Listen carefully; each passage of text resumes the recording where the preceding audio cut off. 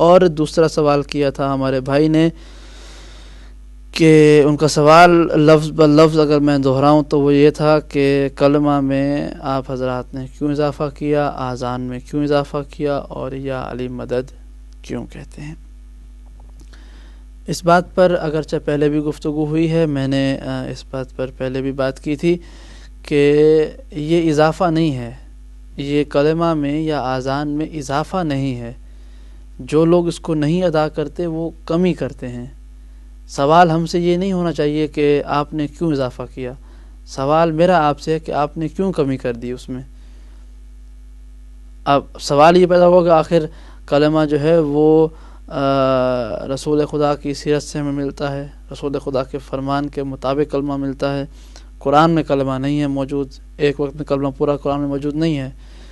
کلمہ ہم نے رسول خدا کے اقوال سے لیا ہے، ان کی احادیث سے، ان کی سیرت سے اخذ کیا ہے کہ رسول کے پاس جب کوئی آیا دائرہ اسلام میں داخل ہونے کی تو رسول نے اس کو کیا کرنے کا کہا پڑھو لا الہ الا اللہ محمد رسول اللہ، کلمہ پڑھایا اور مسلمان کیا۔ اب سوال یہ ہے کہ یہ کلمہ جو ہے علی ولی اللہ، جو عام طور پر مذہب جعفری کے ماننے والے جو ہیں وہ اپنی اذان اور اقامت میں اور کلمہ میں ادا کرتے ہیں، اس کی تاریخ کیا ہے؟ اس کے بارے میں بہت سی گفتگو اس سے پہلے بھی ہو چکی ہے علماء کرام کی موجودگی میں۔ آج مختصر سا جواب پھر دے دوں، اس کے بعد آپ حضرات کی ٹیلی فون کالز کو میں اس پروگرام میں شامل کروں گا۔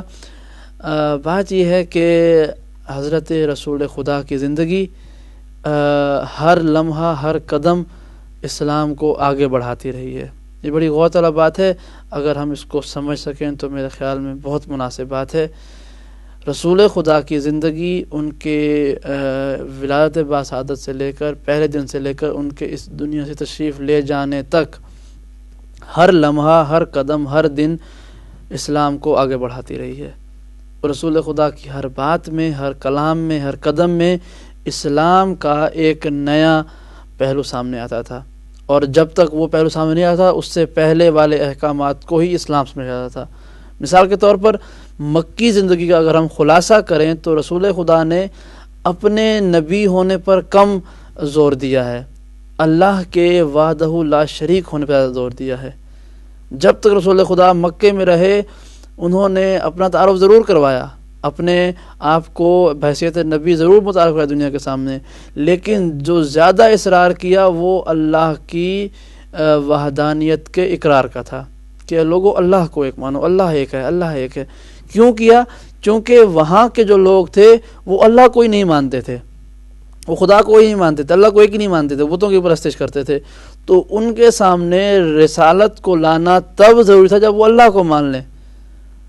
جیسے وہ ابو سفیان کا وہ جملہ بھی موجود ہے کہ کہا کہ ہم تمہیں کیسے نبی مان لیں کہ تم جس کی رسالت کا دعویٰ کرتے ہو ہم اس کو ہی نہیں مانتے۔ یہ اللہ کے رسول تھے، جب کوئی اللہ کو ہی نہیں مانتا اس کے رسول کس طرح سے مانے گا؟ اللہ کا منکر بدرجہ اولا ہے رسول کے منکر سے۔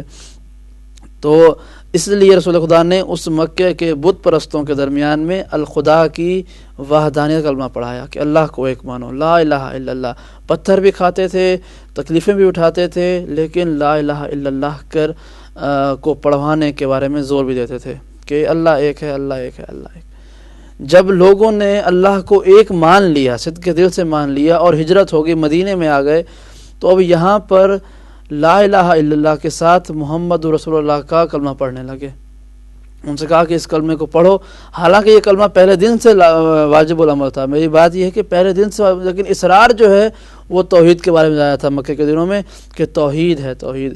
اب جب یہاں پر آ گئے مدینے میں، ہر طرف ایک اللہ کے پجاری ہیں، ایک اللہ کے جو ہیں وہ بندے ہیں، اب اپنی نبوت کا اعلان بڑے کھلے انداز میں کیا کہ اللہ کو ایک مان لیا، اب ساتھ میں مجھے بھی پہچانو، محمد رسول اللہ بھی کہو۔ اب محمد رسول اللہ، اب جو لوگ دل سے اللہ کو ایک مان چکے تھے ان کے لیے رسول خدا کو رسول ماننا مشکل نہیں تھا، کیونکہ جو لوگ اللہ کو نہیں مانتے تھے وہ رسول کو نہیں مانتے تھے۔ جب انہوں نے اللہ کو ایک مان لیا تو کہا کہ جس اللہ کو تم ایک مانتے ہو میں اسی کا نبی ہوں، مجھے بھی مانو، چونکہ تم نے میرے کہنے پر ہی تو اللہ کو مانا ہے، لہذا مجھے بھی مانو۔ تو اب اپنے آپ کو بھی رسول منوایا۔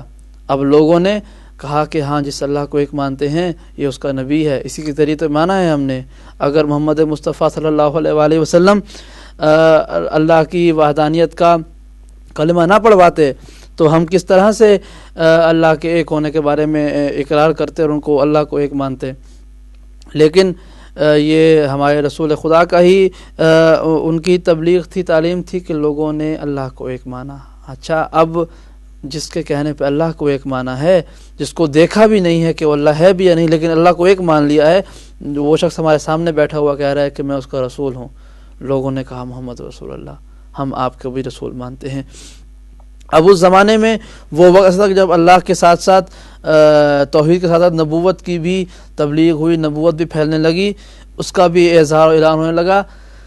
اب جب لوگوں نے اللہ کو بھی اس کے دل سے تسلیم کر لیا، رسول کو بھی تسلیم کر لیا کہ ہاں اللہ بھی ایک ہے اور آپ ہی اللہ کے رسول ہیں، اب جیسا کہ میں نے عرض کیا تھا کہ ایک ایک دن اسلام کا نیا پیغام، نیا پہلو سامنے آتا تھا۔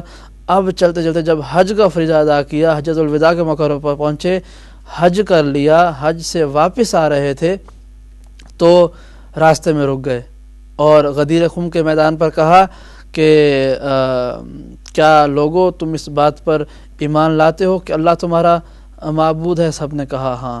کہا کیا تم اس بات پر ایمان لاتے ہو کہ میں اللہ کا رسول ہوں؟ کہا ہاں۔ کہا کیا تم اس بات کی گواہی دو گے کہ میں نے پیغام رسالت پہنچانے میں کوئی کوتاہی نہیں کی؟ سب نے کہا کہ ہاں ہم یہ گواہی دیتے ہیں کہ آپ نے کوئی کوتاہی نہیں کی۔ کہا کہ کیا میں تم پر تمہارے نفسوں سے زیادہ، تمہاری جان و مال پر تم سے زیادہ مختار نہیں ہوں؟ سب نے کہا ہاں۔ کہا کہ کیا میں اگر حکم دوں تو تم اس کو رد کرو گے؟ کہا کہ نہیں رد کریں گے۔ کہا کیوں؟ سب نے کہا اس لیے کہ آپ اللہ کے نبی ہیں، آپ اللہ کے رسول ہیں، آپ برحق ہادی ہیں، آپ نے ہمیں کفر و شرک کے اندھیروں سے نکال کر توحید کی روشنی دکھائی، انسانیت سکھائی، آپ ہمارے رہبر و ہادی ہیں، ہم آپ کی بات مانیں گے۔ کہا ایسا نہیں ہے کہ میں تم پر تمہارے نفسوں سے زیادہ مختار ہوں؟ کہا ہاں۔ پھر کہا کہ پھر یاد رکھنا اب تک جو کچھ میں تمہیں پہنچایا ہے تمہارے سامنے سب اللہ کی طرف سے تھا، اسلام کا ہر قانون اللہ کی طرف سے تھا، ہر پہلو اللہ کی طرف سے تھا، ہر حکم، ہر آیت قرآن کی اللہ کی طرف سے تھی۔ میں نے قرآن پہنچایا تو اللہ کی طرف سے تھا، اگر میں نے نماز و روزہ و حج و زکوٰۃ کے احکامات تمہیں پہنچائے تو یہ بھی اللہ کی طرف سے تھا، جو عقیدہ تمہیں دیا ہے سب اللہ کی طرف سے ہے، چونکہ میں وہ ہوں کہ جس کے بارے میں قرآن کہتا ہے وَمَا يَنطِقُ عَنِ الْهَوَىٰ إِنْ هُوَ إِلَّا وَحْيٌ يُوحَىٰ، کہ یہ رسول وہ ہے کہ اپنی مرضی سے کلام بھی نہیں کرتا، یہ کلام تب کرتا ہے جب اس پر وحی نازل ہوتی ہے۔ تو کہا کہ میرا کلام بھی اللہ کی گارنٹی کے ساتھ آتا ہے، میری تو باتوں میں بھی عصمت ہے، میری تو باتیں بھی معصوم ہیں، چونکہ اللہ کی طرف سے میری باتیں ہوتی ہیں۔